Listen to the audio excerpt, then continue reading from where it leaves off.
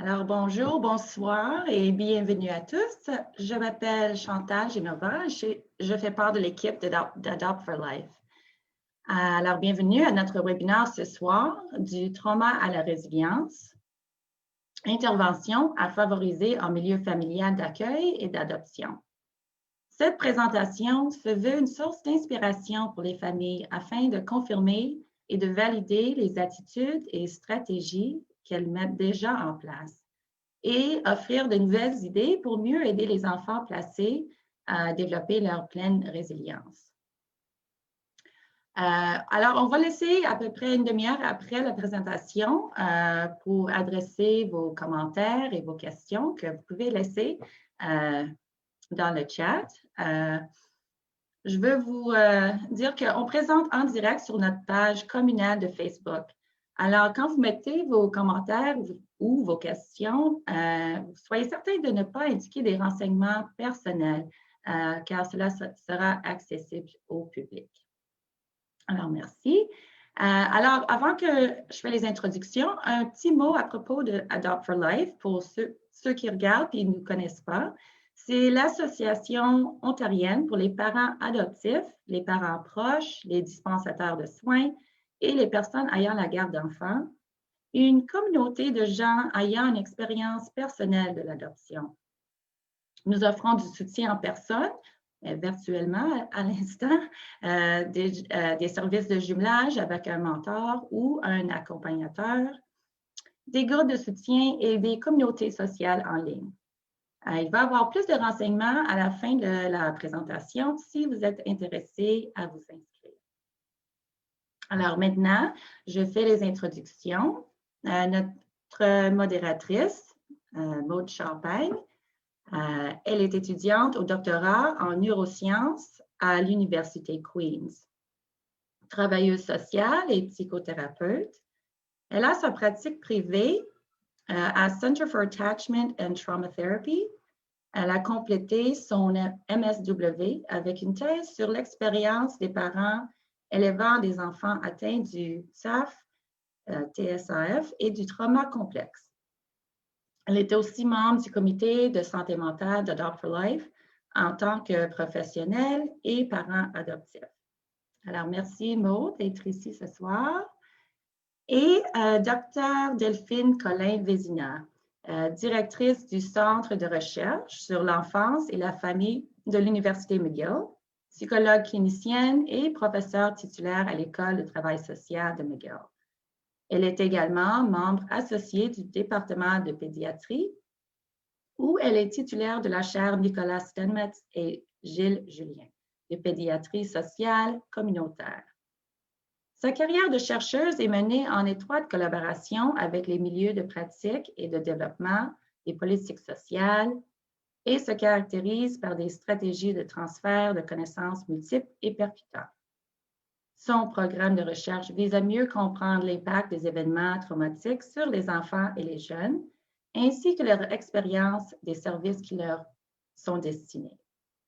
Elle a récemment reçu une subvention du partenariat du CRSH pour élargir l'impact de ce travail et établir le consortium canadien sur les traumas chez les enfants et les adolescents. Alors, je suis certaine que vous êtes tous hâte d'écouter la présentation. Alors, merci et bienvenue encore à Dr. Colin-Vézina. Je vous laisse la parole. Merci. Merci beaucoup à Chantal pour l'invitation. Merci à Maude d'agir comme modératrice aujourd'hui. C'est un plaisir d'être avec vous. Donc, je suis Delphine Colin-Vézina. Je suis ici en parlant devant mon ordinateur, mais en sachant que vous êtes nombreux à écouter cette présentation. Puis, je veux d'abord vous remercier de prendre du temps pour réfléchir avec moi, dans le fond, à la façon pour amener des enfants qui ont une histoire de vie difficile vers la résilience. Vous avez des rôles importants dans leur vie. J'ai énormément de... vraiment, j'admire beaucoup le travail que vous faites à travers différents rôles que vous avez, comme famille de proximité, famille d'accueil, famille adoptante, peut-être des intervenants qui sont avec nous aujourd'hui. Et donc, j'espère que cette présentation, même si elle touche un sujet très triste, j'ai choisi de bâtir ma carrière sur un sujet triste, celui de la maltraitance, celui du trauma chez les enfants, mais j'espère vraiment que vous pourrez ressortir de cette présentation avec pas un sentiment d'abattement, mais au contraire, un sentiment qu'il y a des choses qu'on peut faire. Peut-être vous allez vous sentir validé dans des approches que vous mettez déjà en place. Peut-être ça va vous donner juste envie là, de continuer à raffiner le travail que vous faites avec les jeunes, parce qu'encore une fois, vraiment, votre rôle est primordial pour amener à bâtir cette résilience auprès des enfants, adolescents qui ont un parcours traumatique. Alors, j'espère que vous êtes confortablement assis, que vous avez pris le temps de vous prendre une tisane, d'être vraiment là, c'est une heure qui est pour vous, qui, je l'espère, pourra donc vous permettre d'ouvrir des portes, d'ouvrir des fenêtres en pensant à ces enfants, puis donc des options différentes pour pouvoir les aider. La présentation, bien sûr, elle est disponible si vous voulez avoir les diapositives. Là, il n'y a pas de souci. Ça me fera plaisir de les partager avec vous. Il y a mes coordonnées qui sont donc à la fin de cette présentation. Donc, bien sûr, la façon pour moi de débuter toujours ces présentations, c'est de se rappeler que vous accueillez des enfants dans vos familles qui ont un sac à dos. Hein. On espère que les enfants, à travers leur histoire de vie, ont pu remplir ce sac à dos d'histoires merveilleuses, d'expériences épanouissantes, de relations positives. Malheureusement, il y a beaucoup d'enfants, puis vous les connaissez parce qu'ils sont dans vos familles, qui ont des parcours de vie beaucoup plus problématiques. Et dans leur sac à dos, hein, ce qu'ils portent sur eux comme histoire de vie, bien oui, il y a peut-être eu des moments positifs, mais avant qu'ils vous connaissent puis qu'ils soient avec vous, nécessairement pour qu'ils y arrivent, c'est parce qu'ils ont rencontré beaucoup d'embûches, beaucoup d'événements très difficiles pour eux. Donc, ce sac à dos, bien, il est rempli d'une certaine façon de roches, hein, d'événements qui vont ralentir leur capacité à courir aussi vite que les autres enfants.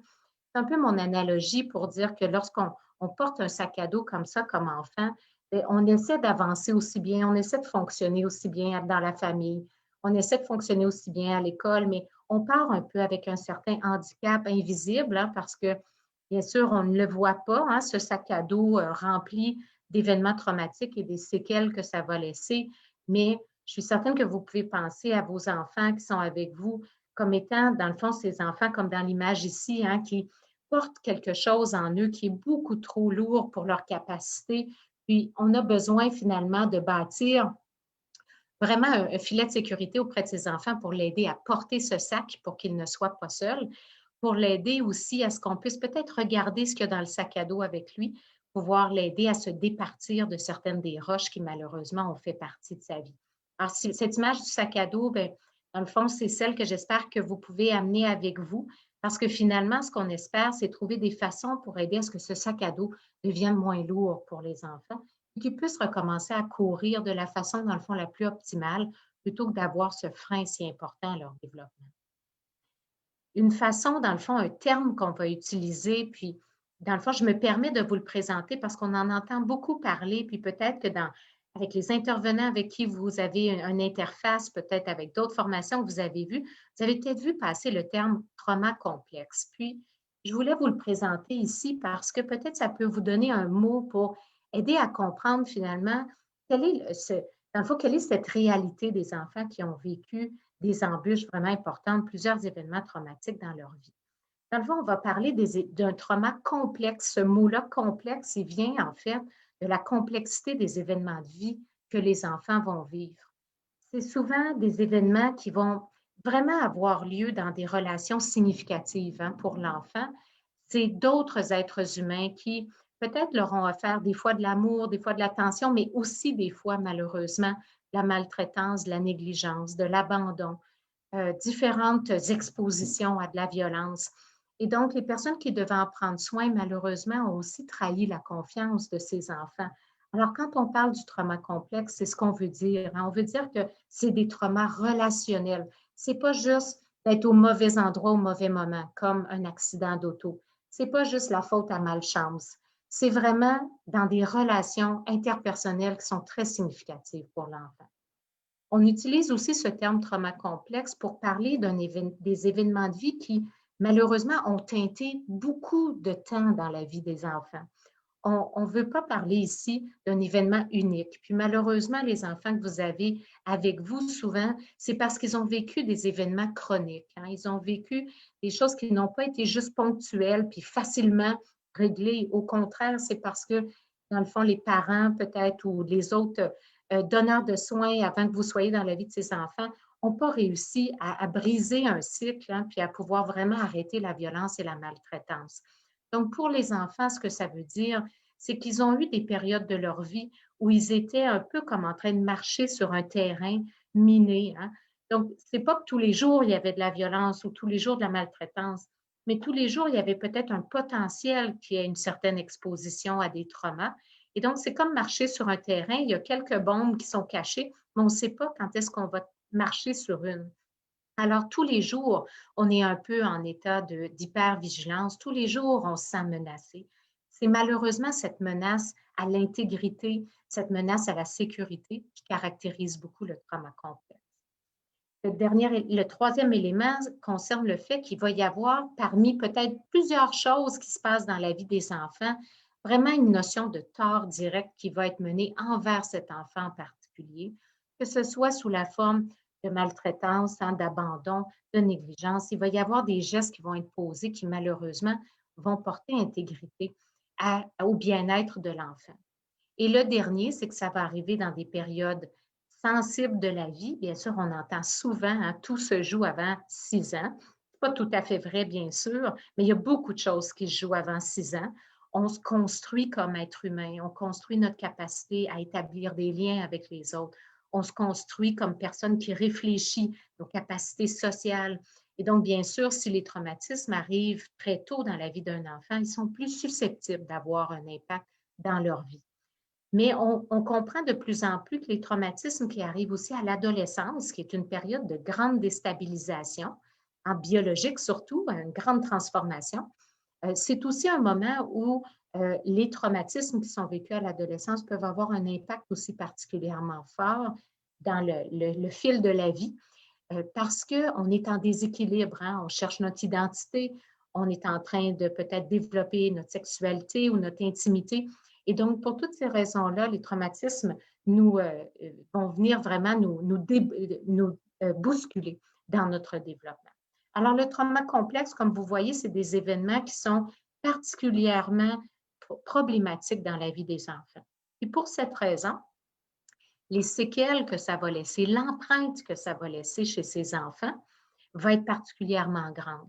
Cette empreinte, elle peut être grande même si l'enfant était tout petit. Hein. On sait que l'enfant n'a pas besoin d'avoir conscience, hein, de comprendre les gestes d'abus. Lorsqu'il est tout petit, bien sûr, il n'aura pas des souvenirs très précis des événements traumatiques, mais c'est dans son corps que ça s'est passé, cette peur-là, cette insécurité, ce sentiment d'être menacé. C'est dans son corps qu'il l'a vécu. Alors, ce n'est pas verbalisé, ce n'est pas encodé dans sa mémoire, mais bien sûr, ça va laisser des traces aussi. Et on a cette façon de parler des séquelles du trauma complexe en utilisant ces 7 domaines. Il y a d'autres façons de le présenter, mais celui-là est, je pense, le plus parlant, puis celui qui a vraiment une acceptation là, en recherche de façon très évidente. Donc, la première chose, c'est que c'est des enfants, puis vous le savez, hein, c'est des enfants qui vont avoir des problèmes au niveau de l'attachement. Pas tous les enfants vont présenter un trouble, un diagnostic de trouble d'attachement, mais pour plusieurs, les relations avec les autres vont être difficiles. Soit qu'ils vont avoir développé un grand mur, hein, ils ne laissent pas les gens vraiment là, être proches d'eux. Ils vont avoir de la difficulté à être authentiques dans les relations. On va dire d'eux que comme s'ils ont des relations utilitaires. Ils ne savent pas comment être en relation, puis que ça fait du bien, ça, d'être dans les liens avec les autres. Au contraire, peut-être qu'ils vont être très dépendants, très insécures, avoir de la difficulté à faire confiance que les autres peuvent répondre à leurs besoins et donc être vraiment là, très en demande envers les autres, sans confiance qu'ils peuvent se reposer. Les gens vont être là pour eux.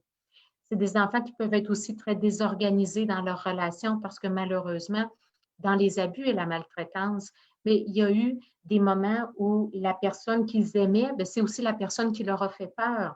La personne qu'ils aimaient, c'est aussi la personne qui leur a fait mal. Et ça, c'est très, très, très difficile pour un enfant. Ça amène énormément de confusion. Le deuxième, c'est la biologie. de plus en plus, on réalise que bien sûr, ça a un impact, dans le fond, dans le corps, hein, d'avoir vécu autant de stress. Puis, une des choses qu'on réalise en recherche, c'est le fait que ce sont des enfants qui ont eu leur système d'alarme du stress qui a été activé trop souvent. Hein, lorsqu'on est sur un terrain miné, comme je vous disais plus tôt, nécessairement, on produit des hormones du stress. C'est nécessaire pour pouvoir combattre ou fuir, mais lorsqu'on peut faire ni un ni l'autre, hein, parce qu'on est très vulnérable comme enfant, on se retrouve à produire des hormones du stress qui ne nous servent pas à grand-chose. Et on voit que malheureusement, pour les enfants, ça les laisse avec soit trop d'hormones du stress, hein, donc c'est des enfants comme notre système d'alarme à la maison. C'est comme s'il se met à sonner tout le temps, là, à la moindre petite chose, à la moindre petite toast qui brûle un peu. Donc, il est trop sensible, là, il réagit à tout et à rien. Ou au contraire, il y a des enfants qui prennent un autre chemin, c'est celui, dans le fond, c'est comme s'il a sonné tellement souvent, ce système-là, qu'il ne sonne plus. Alors, c'est des enfants qui vont avoir l'air un peu comme détachés, qui se mettent en danger parce que c'est comme si leur système, là, pour leur dire, hey, il y a un danger là, quelque part, c'est malheureusement altéré. Alors, donc, un domaine important, bien sûr. La régulation des affects, bien, vous les connaissez, hein, ces enfants-là, pour leur difficulté aussi à nommer leurs émotions, à vivre sereinement les émotions aussi, hein, que ça ne soit pas trop haut ou que ça ne soit pas complètement détaché, cette espèce de capacité à trouver un équilibre, être capable aussi de l'exprimer d'une façon qui soit socialement acceptable. On dit souvent des enfants qui ont des traumatismes, hein, qui agissent leurs émotions. C'est ce que ça veut dire, hein, c'est qu'ils ne trouvent pas comment faire pour trouver les mots, mettre vraiment là, à l'intérieur d'eux-mêmes une compréhension de ce monde émotif. La dissociation, en fait, c'est peut-être un terme plus nouveau pour vous, mais ce que ça veut dire finalement, c'est que lorsqu'on ne peut pas fuir ou combattre hein, un danger, et on fige. Et les enfants qui sont victimes de maltraitance, malheureusement, ils n'ont pas toujours la capacité de pouvoir réagir vraiment à la situation de par leur vulnérabilité. Alors, quand ils figent, ben, en fait, ce qu'on va voir, c'est dans le fond de la dissociation, qui est un peu de la fuite dans l'esprit. Hein. C'est comme s'ils se détachaient d'eux-mêmes. Ils étaient comme pas connectés, encore une fois, à leur monde émotif. Puis, ils sont vraiment comme s'ils regardaient un peu quelqu'un d'autre avoir cette expérience-là plutôt qu'eux. Mais c'est une façon, finalement, hein, de pouvoir survivre à quelque chose d'intolérable parce qu'on va se le dire, c'est intolérable de penser que des enfants ont à être exposés à de la violence, à de la maltraitance et à de l'abus. La gestion du comportement, ça aussi, on les connaît souvent pour ça. C'est des enfants qui vont avoir des fois des comportements externalisés très forts. Hein. Ils peuvent être agressifs, ils peuvent être impulsifs, peuvent avoir vraiment des gestes qui sont aussi difficiles un peu à comprendre. Hein. Ils deviennent tout d'un coup là, dans un état particulier, puis on n'a pas saisi vraiment la séquence, comment ils ont pu se rendre à être si fâchés pour quelque chose qui nous semble plus anodin. Mais au contraire, ça peut être des enfants qui sont très repliés sur eux-mêmes, hein, beaucoup d'inhibition. Souvent, dans le trauma complexe, finalement, on est souvent dans des opposés, des pôles. C'est comme si les enfants ne réussissent pas à être quelque part un peu plus dans le milieu. En termes de cognition, bien, ici, ce qu'on veut dire, ce n'est pas du tout l'intelligence. Hein. L'intelligence des enfants ne va pas nécessairement être affectée par le trauma complexe. Mais ce qu'on va voir, par contre, c'est que c'est des enfants qui vont avoir de la difficulté avec ce qu'on appelle le fonctionnement exécutif. Le fonctionnement exécutif, c'est comme tous les outils mentaux qu'on apprend avec le temps pour pouvoir s'organiser. Alors, toutes les capacités pour planifier, pour être capable d'inhiber une première réponse, hein, pas dire la première chose qui nous vient à travers la tête, être capable d'être flexible aussi, hein, de revoir notre plan, de pouvoir apprendre de nos erreurs. Tout ça, ça fait partie du grand domaine des cognitions. Puis on voit que les enfants qui ont vécu de la maltraitance, déjà à l'entrée à l'école en maternelle, on a malheureusement là, des études qui montrent qu'ils partent avec un certain décalage avec les enfants du même âge. Puis finalement, le concept de soi, c'est des enfants qui ne vont pas avoir eu des adultes pour les aider à construire finalement une image de qui ils sont. Qu'est-ce qu'ils aiment? C'est quoi leurs valeurs? C'est quoi leurs attributs? C'est quoi même aussi leurs défauts? Hein? Puis d'être capable de pouvoir en parler, dans le fond, d'une façon qui ne les détruit pas, hein? Qui ne vient pas vraiment là, les déstabiliser trop. Alors, c'est des enfants qu'on peut voir avec une estime de soi très faible, pas vraiment savoir qu'est-ce qu'ils aiment dans la vie, qu'est-ce qu'ils veulent faire, parce qu'il faut des adultes qui nous aiment, qui sont bienveillants pour qu'on construise cette vision-là de nous. Alors, bien sûr, pas tous les enfants vont présenter des séquelles à travers les 7 domaines. Puis, peut-être que vous pensez à certains des enfants qui sont avec vous, puis vous vous dites, ah, je le reconnais dans 2 ou 3 domaines en particulier. Puis c'est tout à fait normal parce que, heureusement, on a aussi des sources de résilience à travers tout ça. Puis, l'impact des traumas ne va pas nécessairement se manifester à travers chacune des sphères. J'espère que ça vous donne quand même une façon de penser aux défis que ces enfants, donc, ont à assumer de par l'empreinte que les traumatismes ont laissée dans leur vie. Donc, cette diapositive vient vraiment juste résumer. Le trauma complexe, c'est vraiment cette idée d'une double réalité. D'un côté, on a une exposition répétée et chronique à des événements traumatiques, interpersonnels. Ça va impliquer souvent des figures de soins. Et donc, ce que ça va faire, c'est que ça va aussi être complexe en termes des séquelles que ça va laisser. Ça va être multiple et ça va être sévère. Donc, c'est là où on en est quand on pense aux enfants puis leur sac à dos rempli de toutes sortes d'événements qui, malheureusement, ont composé leur vie et les marques que ça va laisser à travers leur fonctionnement. Et donc, une fois qu'on s'est dit ça, ça m'amène à vous parler finalement des approches axées sur le trauma. Une fois qu'on a fait ce constat, ça pourrait nous rendre un peu impuissants, ça pourrait nous rendre un peu découragés face à ça parce que ça nous donne une image vraiment qu'on a un enfant qui est très endommagé peut-être, mais il y a vraiment des possibilités de résilience tellement grandes lorsqu'on prend le temps finalement de vraiment considérer ce que les traumatismes ont amené dans la vie de ces enfants. Et vous voyez ici, quand on pense à une approche axée sur le trauma, ce qu'on veut dire, c'est qu'on va vraiment porter attention, que ce soit les donneurs de soins que vous êtes, les parents que vous êtes, que ce soit les intervenants, que ce soit les enseignants à l'école. C'est de vraiment penser, on va prendre le temps de vraiment être sensible à la réalité de cet enfant et des traumatismes qu'il a vécu, tenter le plus possible de comprendre l'impact de ces traumatismes plutôt que de blâmer l'enfant pour son manque de fonctionnement ou pour le fait qu'il ne fait pas bien les choses ou pas assez vite. Et de s'engager à incorporer tout ça quand c'est dans une maison, dans notre façon de fonctionner comme famille, mais quand c'est une école, quand c'est un centre jeunesse, quand c'est donc un centre d'aide à l'enfance, on se retrouve avec finalement de réviser tout ça pour être vraiment le plus efficace possible. Souvent, les approches axées sur le trauma, on va dire que c'est de poser un nouveau regard. Donc, vous voyez ici dans l'image, finalement, sans la lentille, on voit bien que c'est une forêt. Donc, en général, ce que je vous dis aujourd'hui, bien sûr, s'ils sont arrivés dans une famille d'accueil adoptante, une famille de proximité, ces enfants ont vécu différentes choses, on le sait déjà. Mais des fois, on s'arrête à savoir en général, et non pas de savoir avec le plus d'acuité possible. Comment est-ce qu'on peut avoir le regard le plus percutant, le plus net sur cet enfant pour qu'on puisse avoir aussi un impact le plus évident. Donc, je pense que l'invitation aujourd'hui, c'est de se dire, on fait déjà plein de belles choses parce que regardez comment on la voit, là, la forêt. Mais c'est une invitation à pousser ça un peu plus, puis de se dire, on va vraiment faire ça comme de la dentelle, puis on va aller à la vision la plus nette pour aider cet enfant qui n'a pas nécessairement gagné à la loterie de la vie en termes de ses premières années puis de ce qu'il a eu à traverser. Donc, on va lui offrir quelque chose de plus bienveillant pour le reste. Ça nécessite qu'on ait une vision de lui qui soit vraiment très nette.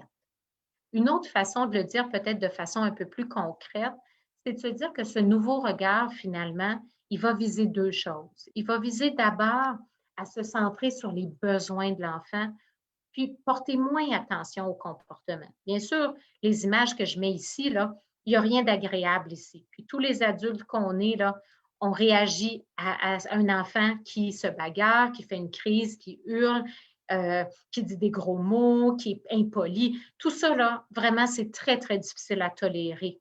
Mais derrière beaucoup de ces comportements qui sont désagréables, qui sont mésadaptés, il y a des besoins. Donc, un enfant qui a été beaucoup abandonné, peut-être comme parent d'accueil, vous portez attention à un autre enfant dans la famille ou à un autre adulte dans la famille, puis vous voyez un enfant qui se met à réagir très fort, puis à être très désagréable. Peut-être que pour cet enfant, en vous voyant être attentif à quelqu'un d'autre, il s'est dit, ah ben finalement, peut-être qu'elle ne m'aime pas tant que ça. Peut-être que je ne suis pas vraiment si bienvenue dans cette famille. Peut-être que je ne resterai pas vraiment longtemps. Puis bien sûr, il n'y a pas toujours de logique là-dedans. Là. Ça ne se fait pas de façon consciente puis toute raisonnée. C'est vraiment que ça vient puiser dans des besoins fondamentaux, de se faire rassurer, de se faire aimer de façon inconditionnelle, de savoir qu'il a sa place dans une famille. Puis l'enfant va être très fragile, puis ses besoins peuvent sembler des fois sans fin tellement. C'est comme si ça a été tellement manquant que malheureusement, là, il faut qu'on donne beaucoup d'efforts pour qu'il arrête de faire ces crises-là parce qu'on va s'attarder plus aux besoins. Donc, vous allez voir que dans ce que je présente ensuite, il y a beaucoup comme de stratégies finalement pour qu'on soit toujours vers ce besoin-là plutôt que le mur de fumée que représentent les comportements qui sont finalement pas la vraie raison là, de ce qui se passe, mais on intervient souvent sur le comportement parce que c'est beaucoup dans notre face, mais il faut vraiment qu'on soit capable d'aller vers le besoin qui est derrière. Puis la deuxième façon de l'articuler un peu, c'est de se dire que d'abord et avant tout, peu importe ce que vous faites dans votre famille, peu importe votre style, est-ce que vous êtes très encadrant? Est-ce qu'au contraire, vous êtes très flexible? Est-ce que tout ça, tout le monde a des couleurs, des façons de faire qui sont très, très différentes. Mais fondamentalement, ce qu'on va vouloir toujours faire pour les enfants, ils y ont droit parce que malheureusement, ils ont été sur des terrains minés pendant trop longtemps, c'est de viser l'apaisement. Donc, est-ce qu'on a eu des moments en famille aujourd'hui où l'enfant, on a pu voir qu'il était calme, qu'il était serein, qu'il était tranquille, qu'il était dans un certain état de paix? Il y a certains enfants, là, il va falloir qu'on se félicite quand des fois c'est juste 2 minutes. Puis il y a d'autres enfants, bien, ça va être un peu plus. Mais est-ce qu'on a été capable de créer des petits moments de douceur autour de ces enfants pour que justement leur système, dont je parlais tout à l'heure, le système de réponse au stress qui est tant activé, est-ce qu'on a été capable de lui donner une pause à cet enfant qui n'était pas obligé d'être hyper vigilant, de regarder partout pour un danger parce qu'on lui a donné l'occasion de croire qu'il était bien, il était en sécurité avec nous. Donc, vraiment, ce que je nous encourage tous à penser, c'est qu'on doit devenir des donneurs d'apaisement. On doit créer des sanctuaires pour les enfants, les adolescents, pour que, dans le fond, quand ils sont avec nous, bien, ils trouvent parfois, puis le but, c'est pas que ça soit tout le temps, parce que c'est pas possible nécessairement, ça serait trop se demander que ça soit toujours un sanctuaire, mais est-ce qu'on est capable de le faire le plus possible, puis de se féliciter comme parent d'accueil, parent adoptant en proximité, de se féliciter quand on a réussi à offrir des petits moments comme ça de douceur, parce que c'est vraiment des moments précieux pour des enfants qui ont vécu dans autant de dangers psychologiques. Puis dans le fond, ça m'amène à vous parler d'une approche qui a poussé ça un petit peu plus loin avec des stratégies, avec des idées. Puis il y a des idées pour les familles d'accueil adoptantes de proximité. Alors, c'était comme une bonne idée là, de pouvoir vous en parler ici. C'est un programme qui a été développé aux États-Unis, donc il ne vient pas ni du Québec ni de l'Ontario ou d'autres provinces canadiennes, mais il est beaucoup diffusé aussi au Canada dans différents milieux, que ce soit les écoles, la protection de la jeunesse, les centres de pédiatrie sociale en communauté, même chez les jeunes contrevenants, parce que bien sûr, les jeunes contrevenants aussi, même si aujourd'hui ils sont peut-être délinquants, ils ont leur propre sac à dos avec eux aussi. Donc, ce modèle ARC, c'est un modèle systémique. Alors, vous allez voir, ce n'est pas une psychothérapie. Ça nous permet, dans le fond, de tout le monde ensemble avoir une vision commune qui ne nécessite pas d'être un psychologue, d'être un psychiatre, d'avoir une formation particulière. C'est pour nous inspirer tout le monde, chaque personne qui est un adulte significatif dans la vie des enfants. Puis moi, c'est vraiment ça qui m'a intéressée dans ce modèle parce qu'on sait, les ressources spécialisées, il n'y en a pas tant que ça, ou ils peuvent être difficiles. Puis vous, de toute façon, vous passez un temps tellement précieux avec les enfants, votre rôle, le rôle que vous jouez avec eux, puis en toute humilité, puisque je suis moi-même psychologue, mais je dirais toujours, je dirais toujours que vous, comme famille, vous avez beaucoup plus d'impact que tous les psychologues du monde pourraient avoir avec ces enfants. Alors, vraiment, je pense que ça fait, c'est un modèle qui peut être particulièrement inspirant pour ce que vous faites avec eux. Ce que ça veut faire, ce modèle, il s'appelle ARC parce qu'il vise 3 piliers de résilience. Donc, c'est pour ça que ma présentation s'appelle aussi du trauma à la résilience. Donc, on ne va pas parler des événements traumatiques en soi. Bien sûr, certains des enfants avec qui qui sont avec vous dans vos familles vont des fois peut-être vouloir vous parler de ce qui s'est passé. Alors, ce n'est pas pour dire du tout que ce n'est pas possible. Mais ici, vraiment, ce qu'on veut faire, ce n'est pas en tout cas forcer la discussion avec l'enfant. On veut être sûr qu'on l'accompagne à son rythme et qu'on veut bâtir finalement ce qui a été défaillant, ce qui a manqué dans son enfance, ce qui fait en sorte que les séquelles sont présentes. Donc, on veut rebâtir. C'est comme si on allait jusqu'aux fondations là, de la structure de cet enfant pour rebâtir des compétences, des capacités autour de l'attachement.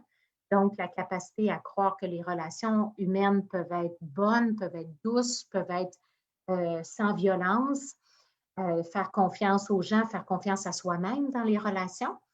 On veut que les enfants soient en meilleure maîtrise de leur monde affectif parce que c'est vraiment pas un cadeau quand on n'est pas capable de bien réguler nos émotions. Et finalement, de développer des compétences qui vont devenir vraiment la capacité pour l'enfant de pouvoir se déployer, pour pouvoir retrouver finalement le pas de course qu'on espérait qu'il allait être capable d'avoir dans le développement de sa vie.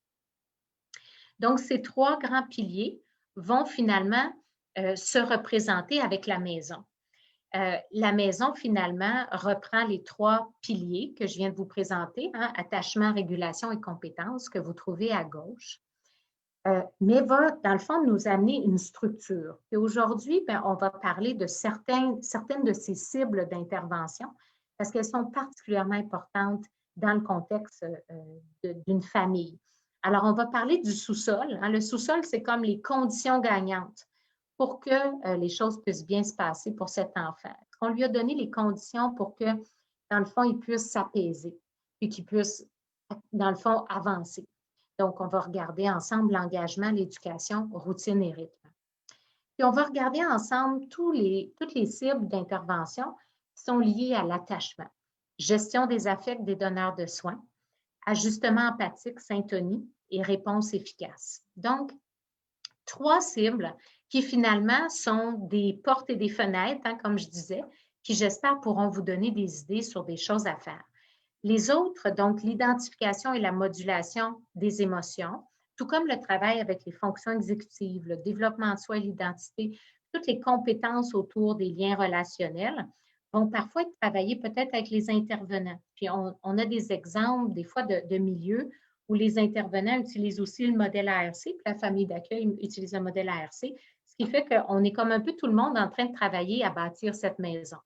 Et pensez-y, c'est vraiment comme une maison. Si on est plusieurs à travailler, à la bâtir, puis à la restaurer, à la rénover, on va aller plus vite, ça va être plus efficace que si on est seul. Alors, je vous espère de ne pas être seul dans cette grande démarche parce que c'est un mandat lourd à porter comme famille si on n'est pas accompagné. Alors, je vous le souhaite vraiment profondément parce que c'est un travail, dans le fond, d'équipe pour pouvoir aider ces enfants à retrouver leur meilleur fonctionnement.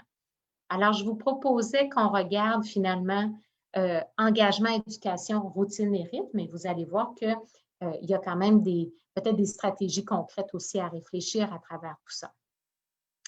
Donc, engagement et éducation, finalement, vont souvent être présentés ensemble parce qu'ils se nourrissent l'un et l'autre. Puis, profondément, là, ce qu'on est en train de se dire ici, c'est qui porte cet enfant dans son cœur, qui croit en lui. C'est qui les adultes qui n'ont pas lancé la serviette, qui sont encore engagés avec lui, qui pensent que oui, c'est un enfant qui est difficile parfois, mais il croit dans son potentiel. Lorsqu'il pense à lui, il pense à ses défis, mais il pense à ses forces aussi. Donc, est-ce qu'il y a vous, des fois, puis votre niveau d'engagement peut avoir fluctué avec le temps, peut-être avec certains enfants, ça a été plus difficile.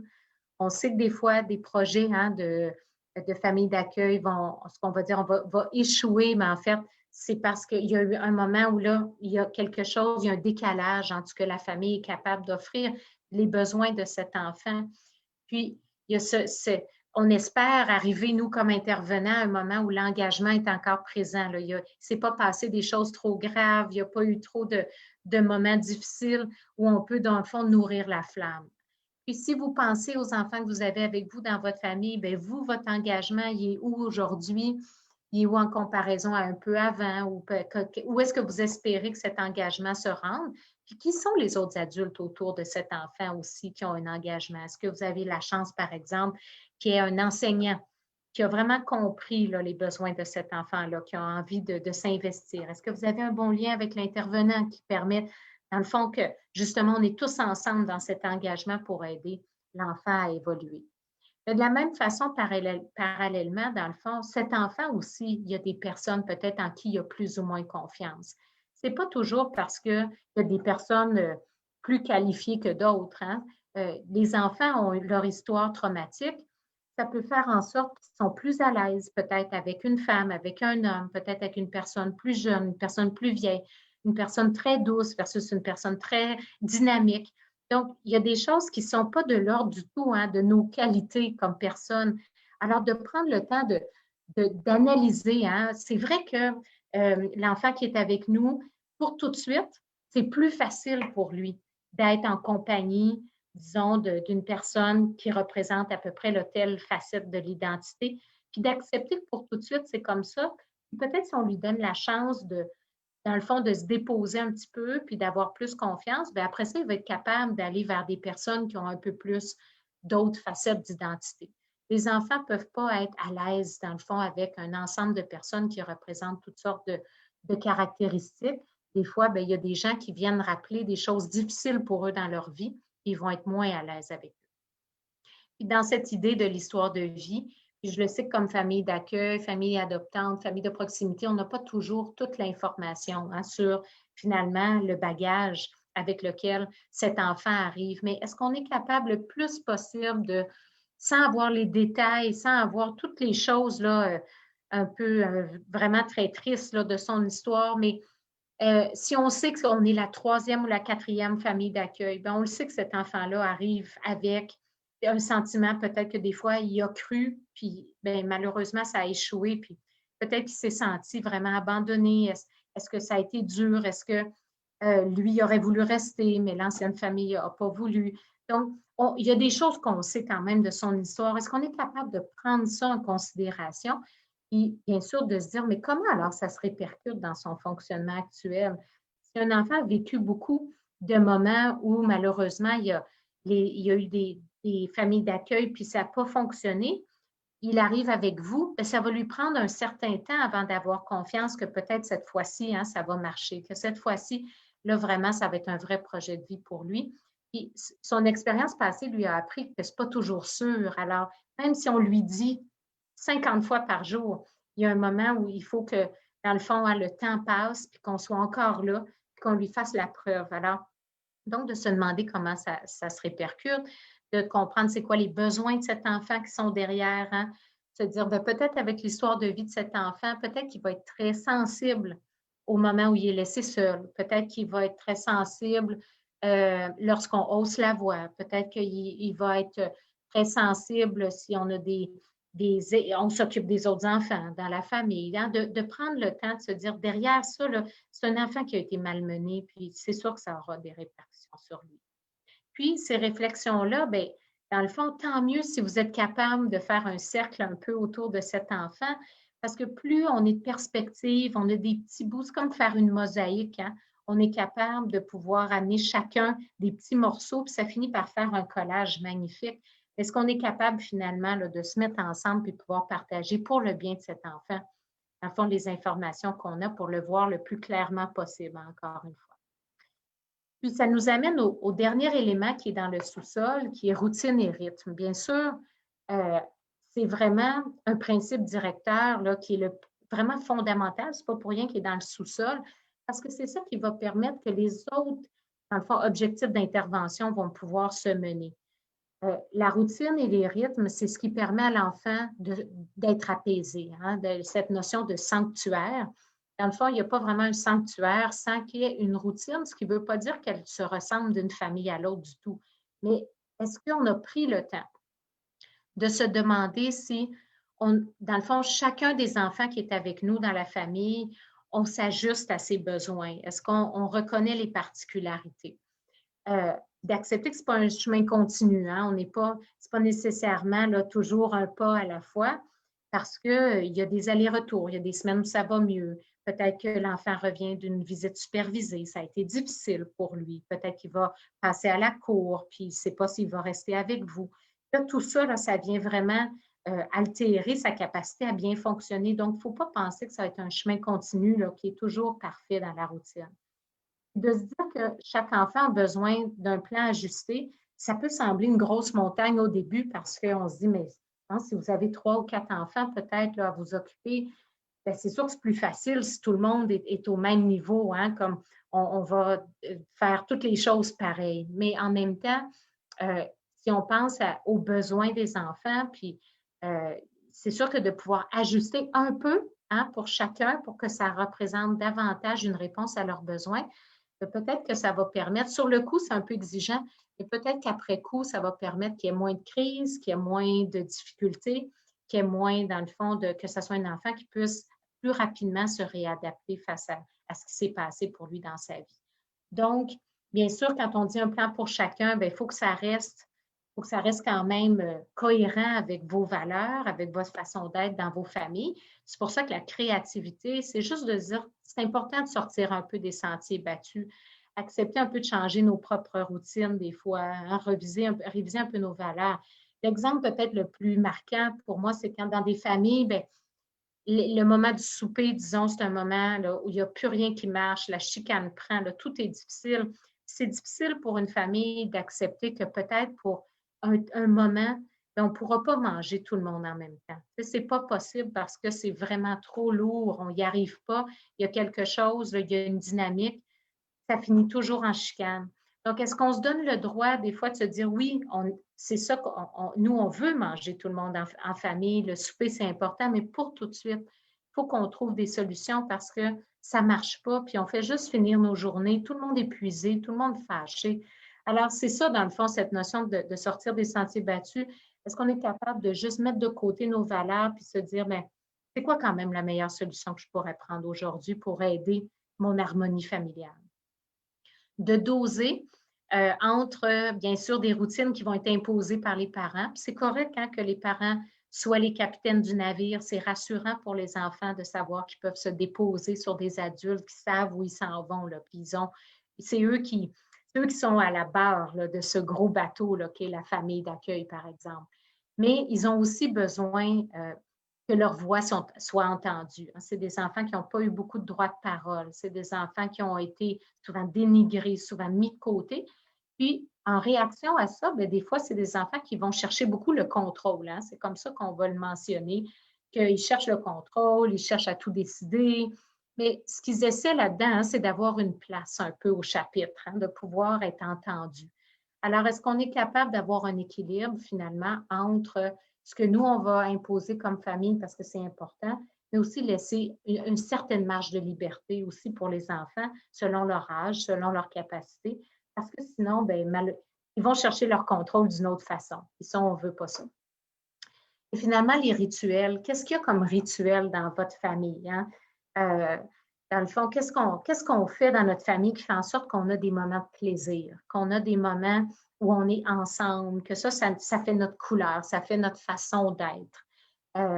Des ancrages. Hein? Puis ça, bien sûr, ça peut prendre toutes sortes de façons, de facettes. Hein? Est-ce que c'est les soirées cinéma en pyjama? Est-ce que c'est d'avoir, on va prendre une marche? Bon, là, bien sûr, c'est la COVID, hein? Donc on a des fois peut-être des restrictions dans ce qu'on peut faire, mais c'est vraiment de trouver des petits rituels qui font en sorte que pour les enfants qui sont avec vous, ça leur permet un ancrage, ça leur permet aussi d'avoir des moments partagés qui sont vraiment juste de l'ordre de on aime ça être ensemble, ça nous fait du bien dans le fond de passer du temps les uns avec les autres. Puis c'est de ça qu'ils ont manqué fondamentalement, hein, des adultes qui offraient de leur temps comme ça gratuitement. Puis par des rituels qu'on a, ça peut être une belle façon de pouvoir le faire. Je voulais vous présenter en français parce que des fois on en cherche. Si vous avez des enfants qui, justement, par leur difficulté d'organisation, ont besoin d'être aidés au niveau de la routine. Hein? Ils ont besoin au plan visuel. Ça, c'est peu importe leur âge, hein, parce que avec les familles avec lesquelles on travaille, puis aussi dans les foyers de groupe, les centres de réadaptation, vraiment, c'est des outils qu'on a utilisés même avec des adolescents, parce que c'est pas parce qu'on est rendu adolescent que les séquelles, on les amène pas avec nous encore. Hein? Donc, bien sûr, donc vous avez en haut à gauche, ça se trouve partout sur Internet, là, des petites fiches à imprimer, puis on coche. Mais je voulais vous montrer en bas à gauche, ça c'est la compagnie Minimo qui a fait vraiment des très, très beaux aimants qu'on structure, dans le fond, selon la routine de l'enfant. Alors, celui-là, il est vraiment à personnaliser. Puis l'enfant, bien, quand c'est fait, il le déplace, ce qui fait en sorte qu'il peut voir la progression. Donc, c'est une façon vraiment d'ancrer la routine. Mes partenaires dans les centres jeunesse au Québec utilisent beaucoup celui qui est en bas à droite, les pictogrammes, avec les jeunes enfants aussi. Mais j'en ai trouvé un en haut à droite qui est pour les adolescents et les adultes, ce qui peut être intéressant parce que, justement, si vous avez un jeune de 12-14 ans, hein, devenu maintenant un grand garçon, là, si on lui met des pictogrammes qui représentent des enfants, il va avoir l'impression qu'il est très infantilisé. Mais ses capacités sont quand même très limitées à s'organiser et être capable de suivre une routine. Alors, je vous le mets, les dessins sont peut-être moins intéressants, mais au moins, ils représentent quand même des plus grands, ce qui peut être intéressant. Donc, ce sont des outils qui peuvent être utilisés lorsqu'on a bien réfléchi notre routine, puis finalement, on a créé une atmosphère, hein, où les routines sont utilisées pour rassurer l'enfant et non pas pour juste comme, le but, ce n'est pas de créer des petits robots là, qui sont toujours tout parfaits à faire les choses, c'est vraiment que la routine, ça permet l'apaisement, ça permet de se déposer dans la famille. Et donc, ça m'amène à vous parler de la gestion des affects des donneurs de soins, l'ajustement empathique et la réponse efficace. Donc, lorsqu'on pense au bloc de l'attachement, d'abord, c'est la gestion des affects des adultes, hein, de prendre le temps pour vous, là, ce soir et souvent dans votre vie, de vous rappeler que de s'occuper de nombreux enfants différents, si vous en avez quelques-uns là, avec vous, ayant tous des présentations, des besoins, des défis différents, c'est un art, c'est de la dentelle. Parce que vous ne pouvez pas être sur le robot automatique, vous pouvez pas, le pilote automatique, vous ne pouvez pas être comme de savoir tout le temps comment les journées vont aller. Hein. Il y a des meilleures journées, il y en a des difficiles. Ça manque totalement de prévisibilité. Puis, c'est des enfants qui peuvent être en situation de crise, alors ça nous interpelle beaucoup. Donc, de vraiment se rappeler que c'est inévitable que les adultes responsables de ces enfants éprouvent toute une gamme de réactions. Puis, il y a des hauts et des bas dans cette mission. Il y a des moments où on a l'impression qu'on a bien fait, on a bien choisi de prendre ce mandat si important. Puis je suis sûre qu'il y a des moments, des journées où vous êtes un peu moins convaincu que c'était la bonne chose. Puis de prendre le temps de se le dire, c'est déjà un premier pas parce que si on fait semblant que non, nous, c'est toujours tout parfait, malheureusement, peut-être qu'à un moment donné, justement, notre engagement va se flétrir parce que on n'aura pas pris le temps de peut-être trouver des solutions au bas qu'on vit. Parce que c'est clair qu'il faut plus que de l'amour et un grand cœur, même si c'est l'élément le plus essentiel, mais il faut plus que ça pour les enfants qui ont vécu des événements traumatiques comme ceux-là, parce qu'encore une fois, il faut avoir notre lunette vraiment la plus spécifique, la plus claire, parce que sinon, on va rester dans une forêt qui n'est peut-être pas aussi claire avec des interventions qu'on va être sûr qui sont efficaces.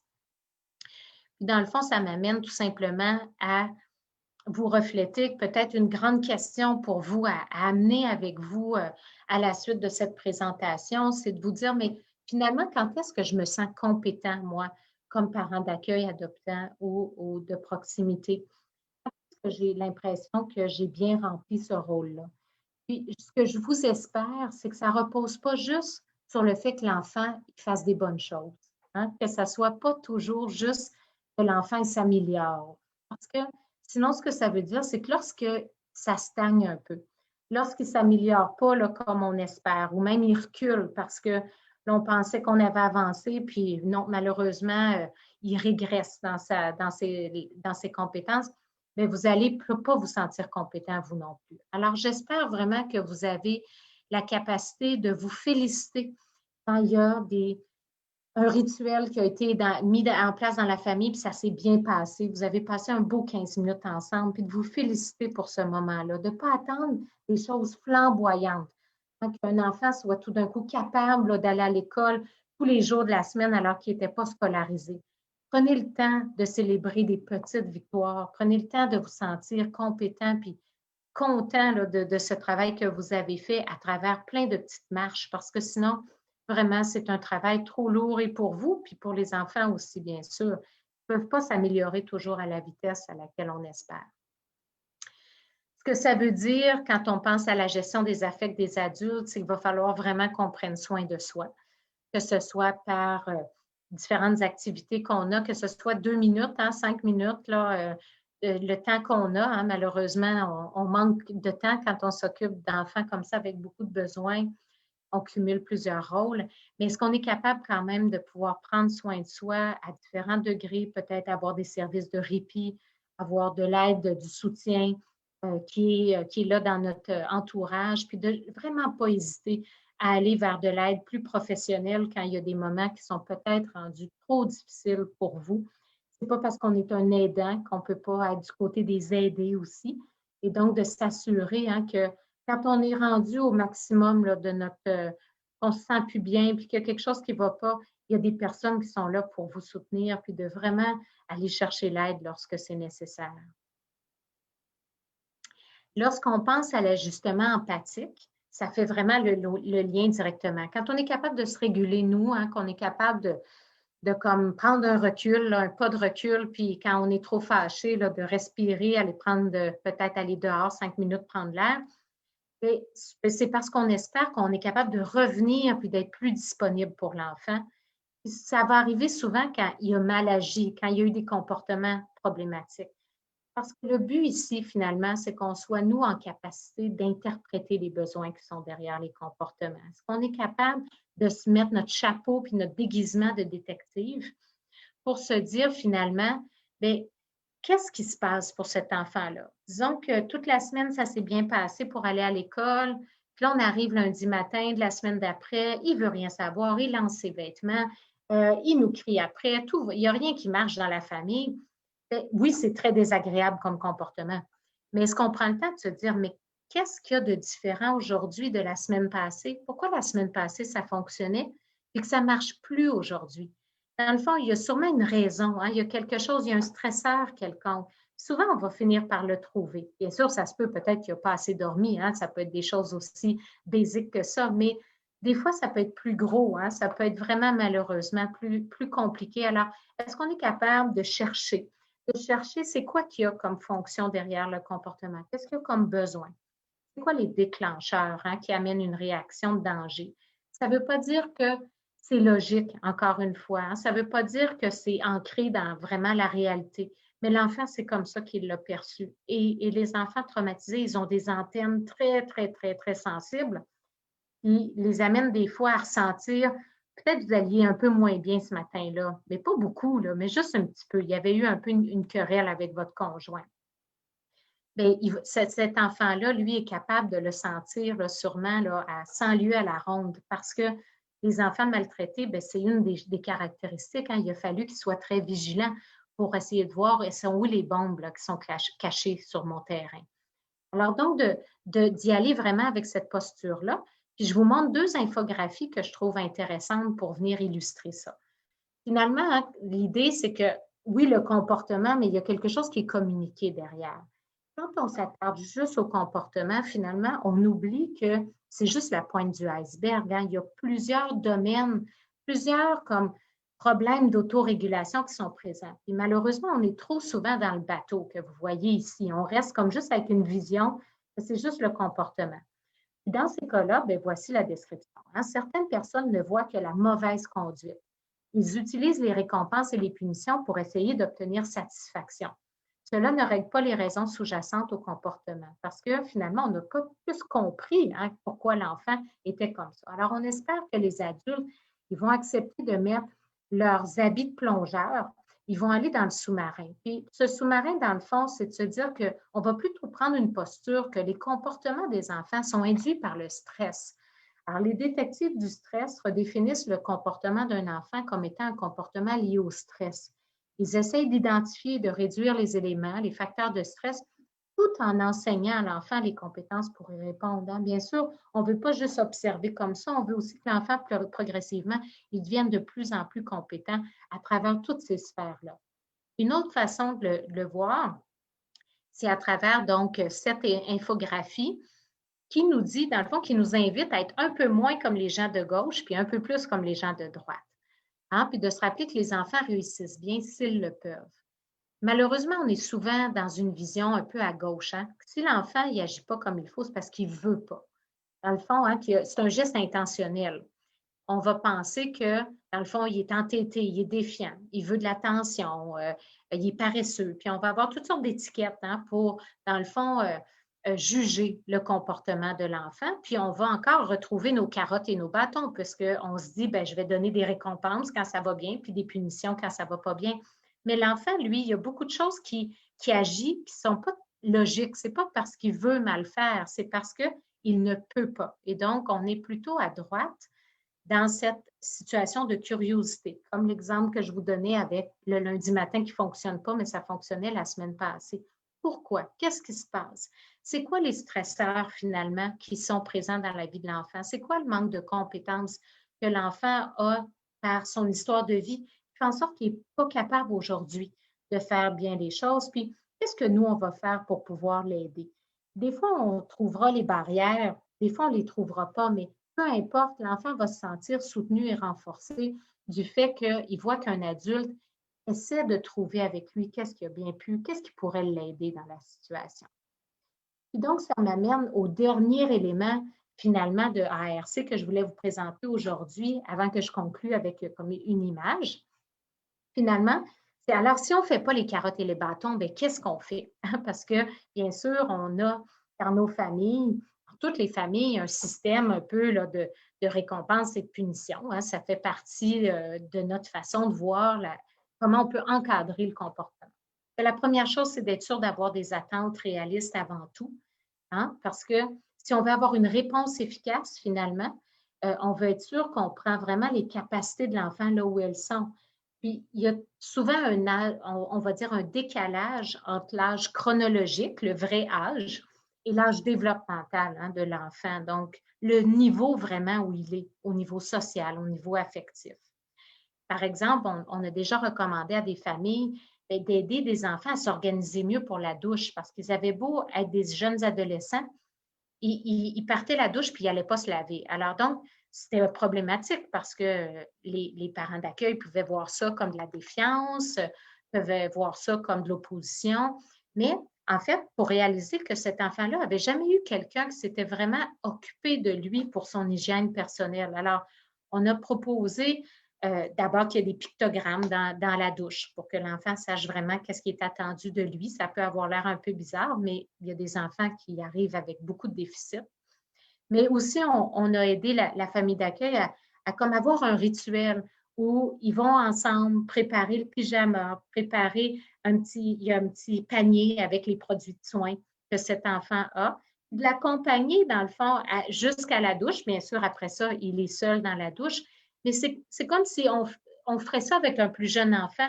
Puis on ne pense plus le faire avec un adolescent de 12-14 ans, mais pour cet adolescent en particulier, il en avait vraiment besoin. Il avait besoin d'un adulte qui faisait comme du caring, vraiment de l'accompagnement affectueux avec lui pour qu'il puisse prendre mieux soin de lui.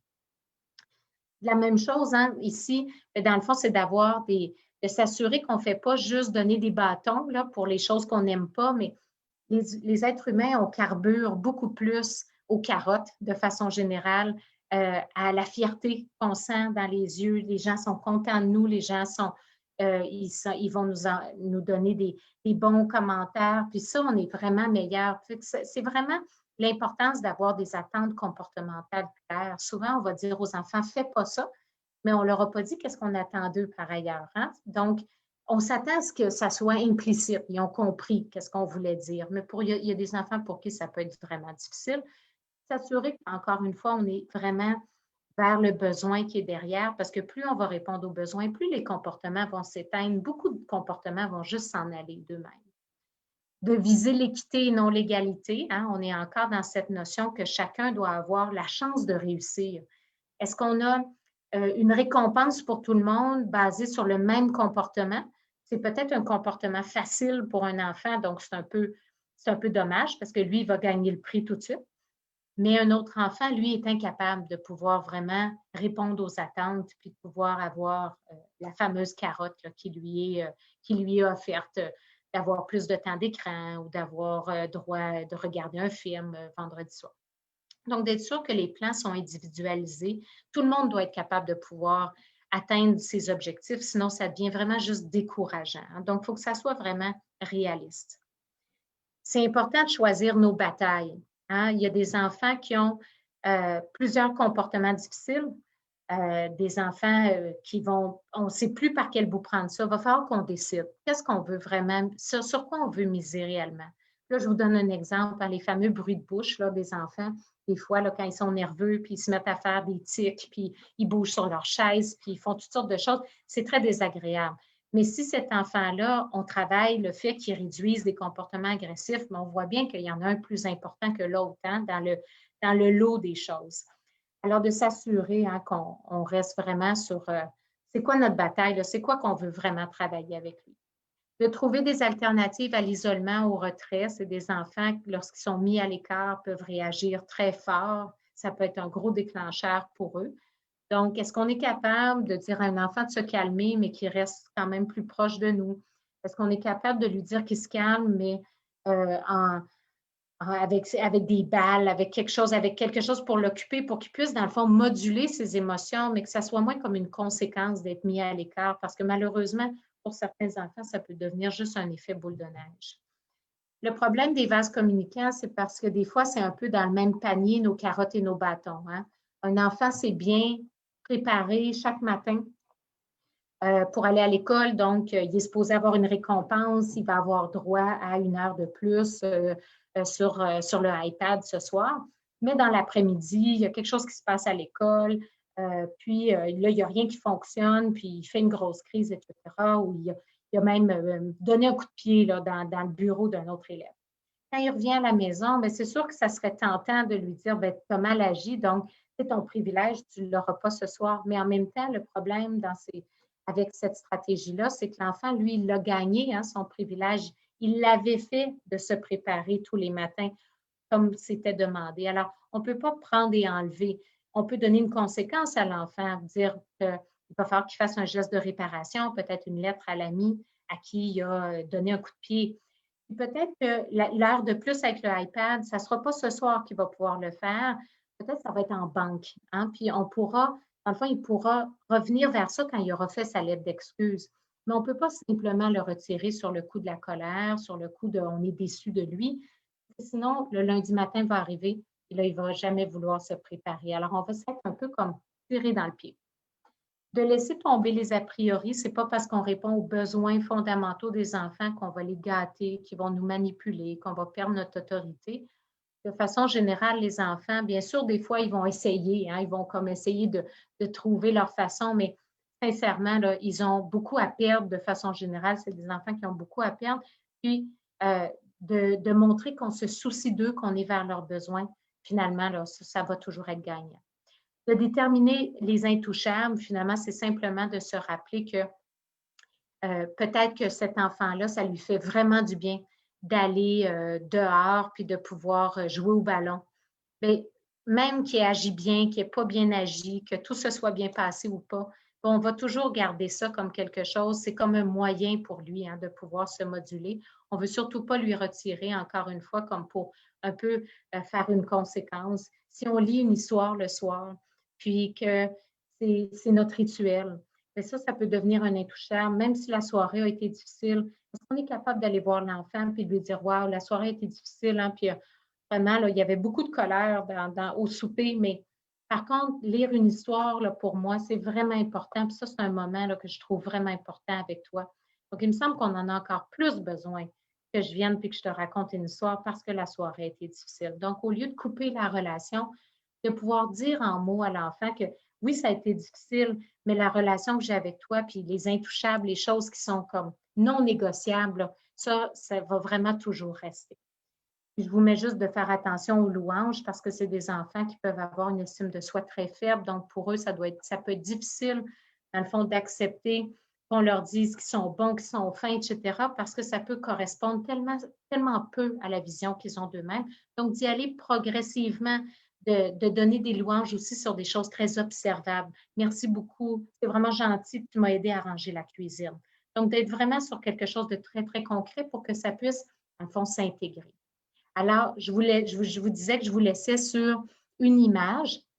Dans le fond, c'est ce modèle qui a été développé en Grande-Bretagne, justement pour les parents d'accueil. Pour se rappeler que finalement, quand on est parent d'accueil, adoptant, proximité, l'idée, ce qui est le plus important, c'est qu'on crée cette base sécurisante pour les enfants à travers comme 5 grands principes. Puis, je voulais vous les présenter parce qu'ils correspondent vraiment beaucoup à ce que je viens de vous dire avec le modèle ARC. Puis, ils résument finalement c'est quoi l'important qu'il faut avoir toujours en tête.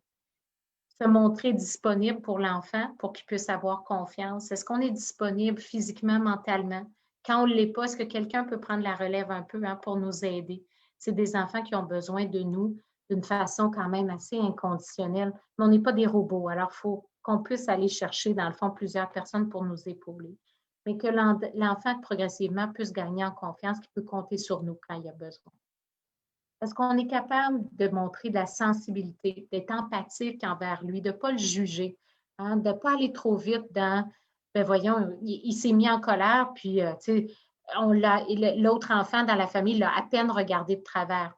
Est-ce qu'on est capable de se dire, wow, t'imagines toute la souffrance de cet enfant-là s'il se met tant en colère alors qu'il s'est juste fait regarder un petit peu de travers? Dans le fond, de le retravailler de son point de vue. On essaie le plus possible finalement de voir la vie à travers ses yeux puis de pouvoir l'aider à moduler, exprimer ses émotions pour qu'il puisse, que nous, on puisse mieux le comprendre puis que lui puisse mieux se comprendre aussi. Est-ce qu'on est capable d'aller vers de l'acceptation, aider l'enfant à développer une estime de soi positive, qu'on est capable de le voir pour qui il est, de ne pas espérer qu'il court un marathon là, en l'espace de juste quelques semaines, une fois qu'il est arrivé avec nous, alors qu'il a encore son sac à dos plein de roches? Est-ce qu'on est capable d'accepter là où il est pour mettre en valeur, dans le fond, les forces qu'il a et qu'il soit capable d'avoir une vision plus nuancée d'eux-mêmes? Est-ce qu'on est capable aussi de promouvoir dans notre famille, finalement, l'autonomie, la coopération, mais à travers l'interdépendance, de ne pas vouloir que les enfants soient bons à faire toutes les choses tout seuls trop vite. C'est des enfants qui ont été beaucoup laissés seuls. Alors, ils ont besoin, comme dans mon exemple de la douche, dans le fond, d'avoir des gens qui les accompagnent, comme on a fait avec des petits-enfants dans des familles plus harmonieuses.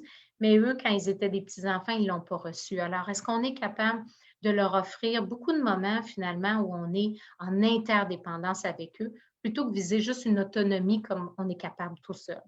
Puis finalement, bien, je vous souhaite d'être capable de développer avec eux un sentiment d'affiliation familiale pour que l'enfant puisse développer un sentiment d'appartenance.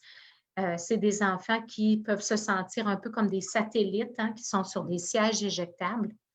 Et ça, c'est affreux pour un enfant, là, comme pour développer la confiance. Alors, est-ce qu'on est capable d'aider l'enfant à avoir des ancrages? Vous êtes peut-être des familles qui allaient être là pour très longtemps dans la vie des enfants, des fois de façon temporaire, mais peu importe, pendant qu'il est avec vous, est-ce qu'il y a une capacité pour cet enfant de pouvoir s'ancrer? Et donc, je vous laisse aussi, si vous avez envie donc d'avoir mes diapositives, lorsque vous le mettez en mode diapositive, vous allez voir qu'il y a donc des ressources qui ont été développées par une étudiante à la maîtrise qui était donc collaborée avec le groupe que je dirige. Et elle a travaillé beaucoup sur cette notion donc du modèle ARC, puis comment est-ce qu'on peut travailler particulièrement pour les parents et donneurs de soins de façon générale pour les enfants qui ont des problèmes d'attachement, qui sont quand même une grande majorité dans ceux qui ont un trauma complexe. Alors, je vous remercie beaucoup pour votre attention et je me permets également, là, juste avant qu'on aille vers les questions, de vous présenter donc la diapositive qui présente la façon de pouvoir joindre la communauté de Adopt for Life. Et vous avez le site Internet, ce qui permet de pouvoir vraiment peut-être rejoindre cette grande collectivité. C'est de ça dont on a parlé aujourd'hui, qu'il ne faut pas être seul dans cette grande mission. Puis j'espère que vous pouvez, vous aussi, vous faire un grand cercle qui vous permet de vous appuyer dans ce travail si important que vous faites. Alors, merci beaucoup. Merci Delphine, c'était vraiment intéressant. Il y avait vraiment beaucoup d'analogies à travers la présentation là, qui étaient frappantes. Donc, j'ai vu une question, mais moi aussi, je l'avais un peu. C'est qu'il y a beaucoup de nos familles qui, à un moment donné, sont brûlées. Et ce qu'ils trouvent, c'est qu'ils essaient d'engager d'autres personnes autour d'eux, que ce soit leurs parents, donc les grands-parents, les voisins ou certains de leurs amis. Mais justement, ces personnes-là ne connaissent pas cette méthode de parentalité-là. Donc, la majorité des parents avec qui on travaille, ils connaissent déjà pas mal c'est quoi le trauma complexe, comment on doit faire, et la réponse ou le feedback qu'ils ont de leur entourage, c'est tu le couvres trop ou bon, ils sont un peu jugés un peu dans leur façon de faire. Donc, c'est difficile après d'aller engager d'autres personnes. Donc, je ne sais pas si dans le modèle, il y a des trucs ou des outils pour justement aller aider l'entourage à comprendre et à vouloir soutenir les parents dans leur travail. Bien, en fait, il y a certainement beaucoup d'enseignements dans le modèle ARC qui pourraient tout à fait être partagés avec des personnes qui ont différents rôles. Hein. Nous, on utilise le modèle ARC pour en faire des fois des petites sensibilisations, même pour les bénévoles, pour les personnes, par exemple, dans un foyer de groupe qui est responsable de la cuisine ou l'agent de sécurité. Donc, vraiment, le but de cet enseignement-là, c'est justement que c'est tous et chacun qui peut s'ouvrir un peu à cette perspective. Mais ce que j'entends dans la question, c'est que bien sûr, il y a des gens qui auraient besoin de plus que ça, peut-être, hein, pour être comme dans le bateau avec nous, là, ou être dans le train, parce qu'ils partent d'un principe qui est plus usuel. Hein. Ils sont plus dans une méthode éducative qu'on voit très souvent avec les carottes et les bâtons. Peut-être que ça vaut la peine de présenter une des images, une des infographies. Peut-être que ça vaut la peine de pouvoir les amener à regarder ça sous une autre lunette, mais je comprends très bien à quel point c'est un changement de culture, c'est un changement de façon d'être avec les enfants qui est beaucoup moins basé sur l'adulte qui est le seul en contrôle, puis le seul qui doit donner la directive, et que si on ne fait pas ça, les enfants vont nous manipuler, que les enfants vont, dans le fond, un peu utiliser cette faiblesse-là qu'on est en train de montrer. Puis c'est un peu dommage parce que finalement, c'est excessivement porteur d'espoir comme modèle d'avoir plus une vision sur le trauma complexe, mais il y a des gens qui arrivent d'un peu plus loin. Alors, ce que je veux vous dire, c'est simplement que tout ce qui est, puis je pense justement que Chantal va mettre dans le chat le site Internet du Consortium canadien qu'on est en train de bâtir. Pour tout de suite, il est en construction, mais on veut justement créer de la documentation pour que des personnes de tout horizon qui arrivent avec plus ou moins de sensibilité dans ce modèle puissent avoir accès à de l'information. Parce que, bien sûr, ça ne peut pas faire des miracles. Hein? Vous le savez, là, comme moi, que les valeurs autour de la parentalité, c'est quelque chose là, qui est très difficile à changer parce que quand on croit fondamentalement que pour bien élever un enfant, il faut faire telle ou telle chose, ce n'est pas facile de faire changer de bord une personne. Par contre, peut-être que ça peut faire une brèche, puis qu'ils comprennent un peu le sens que, dans le fond, quel est le sens derrière la parentalité que vous êtes en train de mettre en place, qui est différente peut-être de leurs valeurs à eux, mais il y a un sens, il y a une raison pour laquelle vous faites ça. Peut-être pour ces personnes, de comprendre un peu mieux la raison peut les amener un peu plus dans le train avec vous. Je comprends que c'est un projet à long terme, puis ce jugement-là doit être très difficile pour vous à recevoir. Tu as aussi fait référence aux gestes de réparation. Moi, je les appelle les gestes réparateurs, hein, peu importe. Mais vous aviez donné un exemple, mais je pense que ça serait peut-être bon de donner d'autres exemples de geste réparateur, peut-être de définir un peu plus c'est quoi pour les personnes qui sont moins familiers. Mais donc, dans l'exemple que je donnais ici, hein, avec l'enfant qui avait donné un coup de pied là, dans le bureau peut-être d'un ami à l'école, puis cet ami-là, peut-être, ça lui avait fait peur ou ça l'a fait pleurer. Et les gestes de réparation, finalement, c'est qu'on essaie le plus possible d'utiliser un mauvais comportement pour que ce soit un apprentissage pour l'enfant, hein, et non pas juste de donner une punition un peu comme on envoie les gens en prison, là, c'est-à-dire qu'on fait juste mettre un interdit. Mais c'est tout. La personne, est-ce qu'elle a appris quelque chose à travers ça? C'est pas sûr. Hein? Puis les enfants, quand on les punit, c'est pas vrai que tout de suite, automatiquement, ils vont avoir appris quelque chose de ce qui s'est passé. Donc, de prendre le temps de dire qu'est-ce qui s'est passé à l'école pour que tu en arrives comme ça à être fâché? Qu'est-ce qui se passe? Mais de ne pas excuser le geste, juste dire ah ben oui, OK, je comprends. Puis là, donc, peu importe hein, les gestes que les enfants posent, on va toujours excuser. Ben non, parce qu'on veut aussi leur faire apprendre des compétences. Alors, c'est de prendre le temps de dire, bien, qu'est-ce qu'on va faire? Dans le fond, ton geste, je le comprends, tu étais fâché. L'enseignante, elle t'avait dit que ton travail n'était pas bon, ça t'a fâché, mais tu as donné un coup de pied dans le bureau de ton ami, puis lui, ça lui a fait peur, puis ça l'a fait pleurer. Donc, un geste de réparation, c'est une façon pour que l'enfant, dans le fond, il puisse faire quelque chose du mauvais comportement, puis pas juste rester avec la honte hein, d'avoir mal agi. Alors, peut-être écrire un mot à l'ami, par exemple, pour qu'il puisse s'excuser. Donc, de trouver une façon de pouvoir vraiment donner un sens à ce qui s'est passé. Donc, on n'excuse pas, on ne balaie pas le mauvais comportement, mais on donne l'opportunité à l'enfant de reprendre un peu le contrôle dans la situation en se débarrassant de la honte puis en agissant d'une façon plus prosociale. Chantal, est-ce qu'il y avait d'autres questions que tu avais vues dans le livre? Il y a beaucoup de questions. Je pense que la question la plus populaire, c'est où trouver la présentation. Je pense que tu avais dit il faut te donner un courriel. Oui, c'est ça. Ça peut être un courriel, là, tout simplement. Puis j'en aurai peut-être plusieurs, là, mais c'est pas grave. Je pense que je vais vous l'envoyer, tout simplement. Donc, vous avez mon courriel. Puis si je dois l'envoyer à plusieurs personnes demain matin, là, ça va se faire avec plaisir. Comme ça, vous l'aurez. Puis surtout, c'est en fait l'intérêt, là, c'est pas que vraiment, n'hésitez pas à m'écrire, ça me fera plaisir de vous l'envoyer. Parce que les ressources qui sont à la fin, en fait, ça vous permettrait de pouvoir y avoir accès là, grâce aux hyperliens. OK. Alors, je pense que tu vas être occupée demain. Il y avait aussi une question, aussi beaucoup de remerciements, très bien expliqué, belle présentation, beaucoup de commentaires.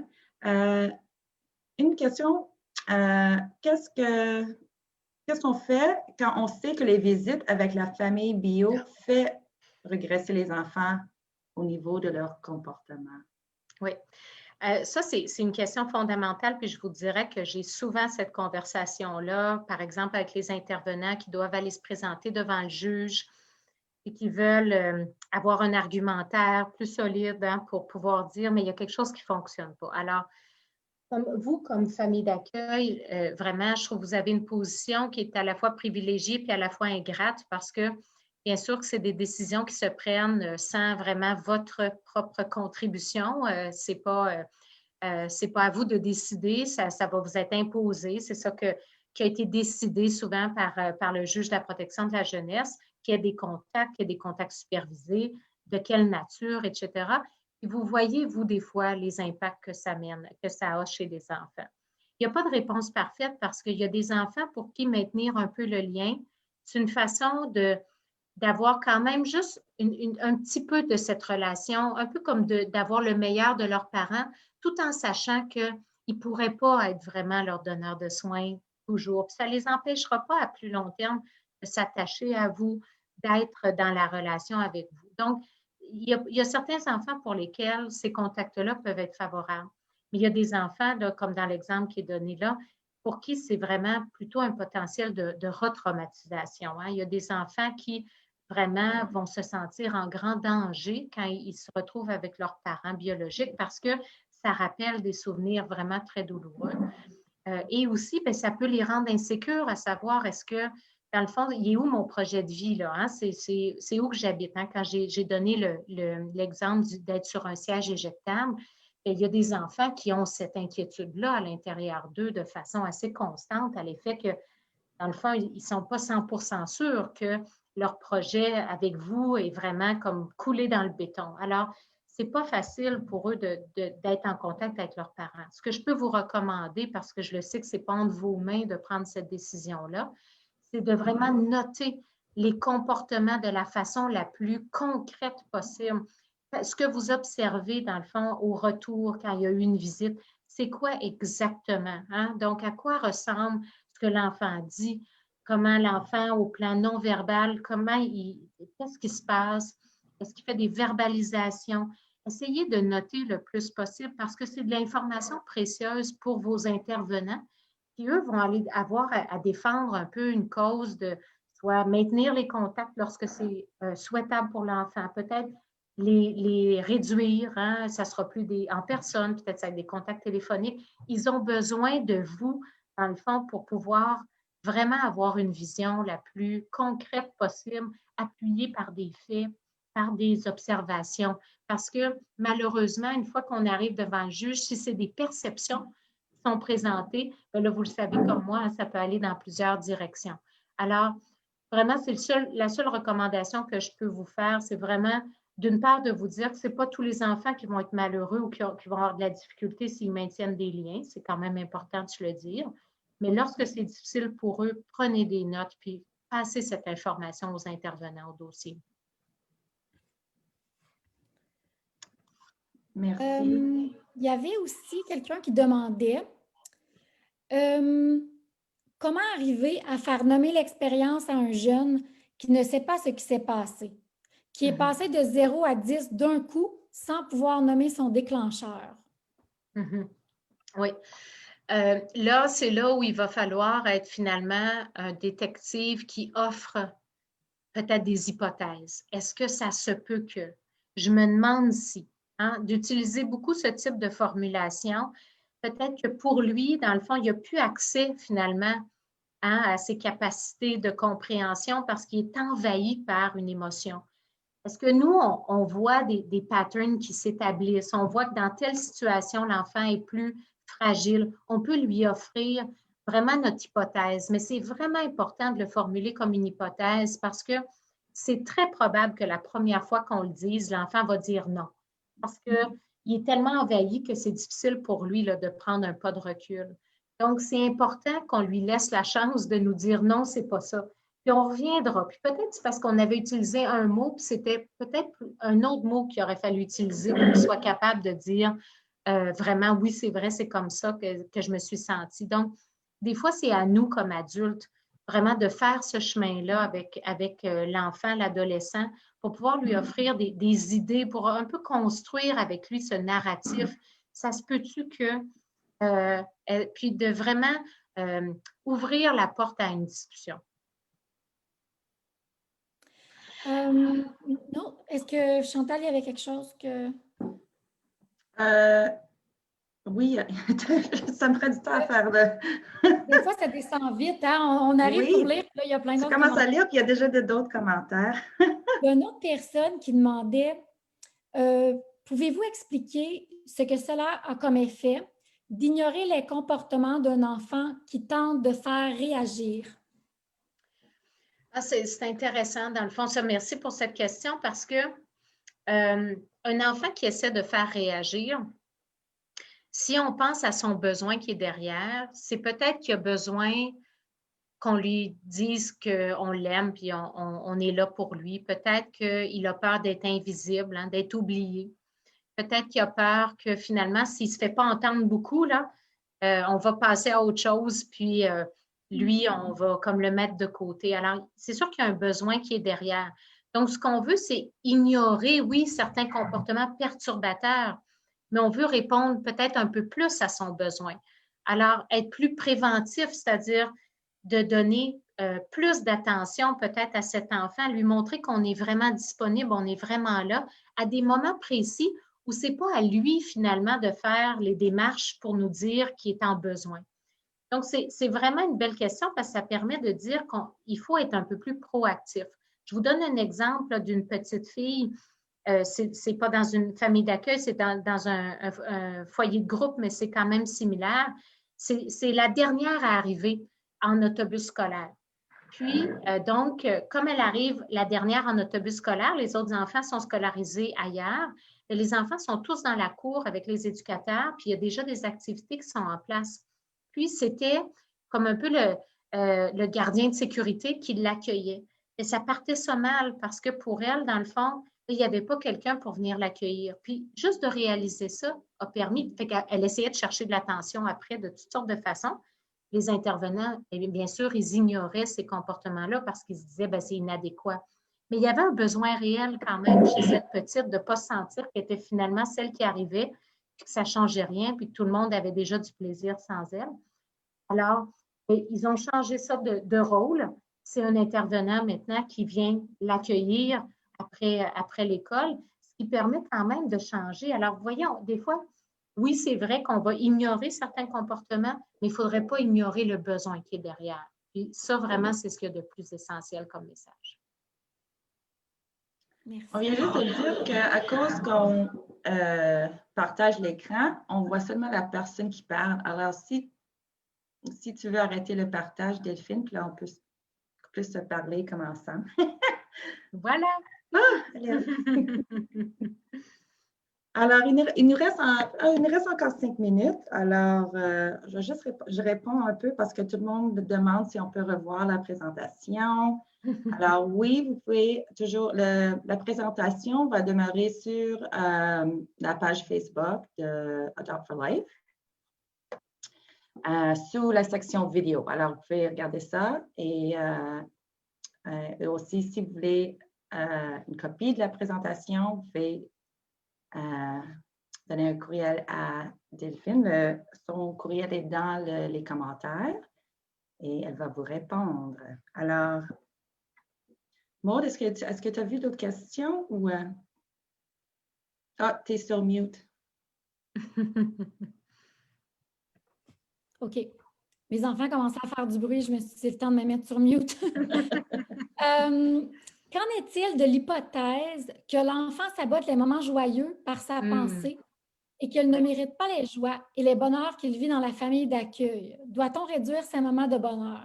Ah, c'est super intéressant aussi comme question, parce que ça nous permet d'approfondir quelque chose. Dans le fond, on va dire ça, hein, que les enfants sabotent quand ils espèrent quelque chose de vraiment là, qui va être joyeux, puis finalement, juste, ils espéraient une sortie, ça allait être le fun, puis finalement, tout se désorganise 1 heure avant de partir, puis il est tellement dérégulé qu'on ne peut pas l'amener à la fameuse sortie. Ça peut arriver pour plusieurs raisons. Une des choses, c'est que c'est vraiment, si on pense à la joie, même si ça donne l'impression qu'on aimerait toujours être joyeux, pour des enfants qui ont autant de difficultés avec la régulation des émotions, ça peut être très dur à gérer. Hein, parce que dans l'excitation, là, c'est quand même très exigeant de gérer sa joie là, vraiment forte. Alors, on pense souvent à la colère comme étant problématique quand c'est à 10 sur 10 sur une échelle de 0 à 10, mais la joie à 10 sur 10 pour un enfant qui a vécu beaucoup de trauma, ce n'est pas plus simple pour lui à gérer. Donc, encore là, on peut être très préventif. Hein? Je sais que tu es excité, je sais que tu as hâte. On va respirer un petit peu ensemble. Tu sais, de le prendre comme s'il allait vivre quelque chose d'un peu anxiogène, en fait, parce que pour lui, c'est un petit peu anxiogène, c'est un peu difficile. Donc, ça, c'est une première chose. Puis la deuxième chose, bien sûr, c'est parce qu'ils peuvent penser qu'ils ne sont pas méritants. Leur estime de soi est trop ferme. Donc, ça, c'est sûr, mais aussi qu'ils n'ont pas confiance dans les adultes. Ils se disent, tu sais, ils vont m'enlever ça à un moment donné. C'est sûr qu'ils ne vont pas me permettre d'y aller à la sortie. Puis malheureusement, ils ont eu plusieurs exemples dans leur vie où des fois, malheureusement, ça arrivait que les adultes, promettaient quelque chose, ne le faisaient pas, disaient quelque chose, l'enlevaient. Alors, de savoir que la parole d'un adulte, là, ça vaut beaucoup et que c'est vraiment vrai, ça ne veut pas dire que leur expérience de vie leur a appris que c'était toujours le cas. Alors, je recommanderais pas tant d'enlever les moments joyeux, mais de s'assurer qu'on y va graduellement. Quand un enfant, il vient d'arriver dans notre famille, de penser qu'un moment joyeux, c'est juste de mettre un film en pyjama avec du popcorn, puis on va faire ça vendredi soir. Tu sais, ça n'implique pas là, le feu d'artifice parce que c'est peut-être trop ça pour l'enfant tout de suite, puis vous ne le connaissez pas encore assez pour savoir comment doser. Allez-y à petits pas parce que même les moments joyeux pour un enfant, malheureusement, ça a aussi plein d'enjeux pour eux. Ce n'est pas facile à intégrer. Donc, petit pas par petit pas pour voir jusqu'où il est capable d'aller, pour ne pas le mettre en défaut. Hein. On s'était dit qu'on allait à la ronde. Tu sais, c'est magnifique, là, penser à aller faire une fête foraine, mais c'est beaucoup de stimuli, c'est beaucoup d'excitation.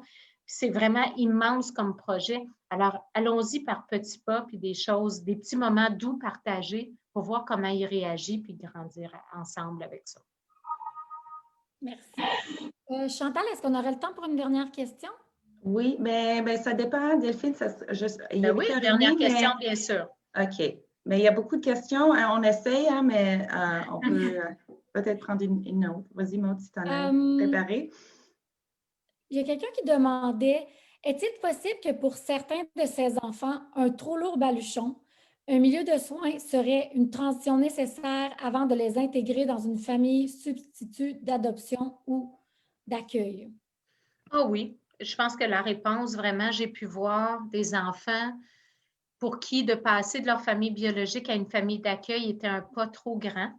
La famille d'accueil aussi se trouvait à être dépassée par la situation. Hein. J'ai déjà eu un exemple qui m'était donné d'un enfant qui, quand il est arrivé dans la famille d'accueil, il faisait pipi dans les coins de la maison. Ça vous donne quand même une idée là, de sa désorganisation.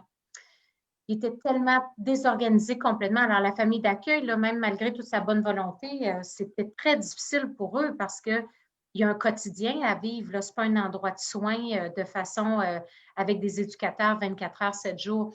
Donc, oui, il y a des enfants, je pense qu'il n'y a aucune mauvaise trajectoire. Si on l'a bien réfléchi, si on a bien pensé aux besoins des enfants, il y a des enfants qui ont besoin d'être stabilisés d'abord, dans un centre qui va pouvoir les aider à juste au moins être moins réactifs, d'être moins comme des grands brûlés qui, tu sais, à la moindre petite goutte d'eau, c'est une explosion de colère ou de désorganisation pour que progressivement, ils puissent avoir une intégration dans un milieu de vie. Alors, je pense qu'il ne faut pas voir ça comme un échec.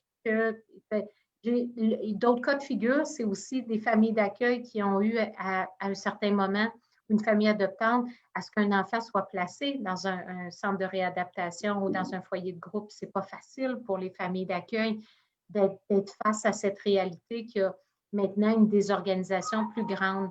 Mais on a travaillé des fois dans certaines situations où la famille d'accueil était accompagnée. On travaillait beaucoup avec le modèle ARC. L'équipe éducative aussi était s'engageait beaucoup au niveau ARC.